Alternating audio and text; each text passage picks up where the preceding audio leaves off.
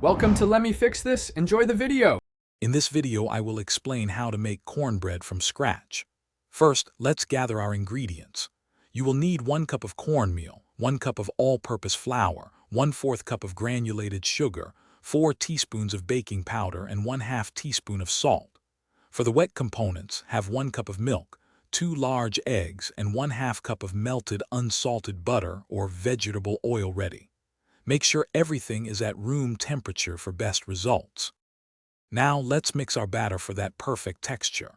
In a large bowl, whisk together your cornmeal, flour, sugar, baking powder, and salt until they are well combined. In a separate medium-sized bowl, gently whisk the milk, eggs, and melted butter or oil until they are just blended. Then pour the wet ingredients into the dry ingredients. Stir just until no dry streaks of flour remain. Do not overmix. It's time to bake your delicious cornbread.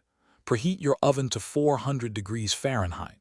While the oven heats, generously grease a 9-inch cast iron skillet or an 8x8-inch baking pan with butter or cooking spray.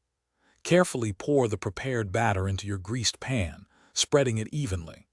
Bake for approximately 20 to 25 minutes or until golden brown and cooked through. To check if your cornbread is done, insert a toothpick into the center. It should come out clean. Once baked, remove the pan from the oven and let the cornbread cool in the pan for about 10 minutes. This allows it to set properly before slicing. Serve your warm, golden cornbread plain or enhance it with a pat of butter, a drizzle of honey, or your favorite fruit jam. Enjoy your homemade treat. Thanks for watching. If you found this helpful, don't forget to like and subscribe.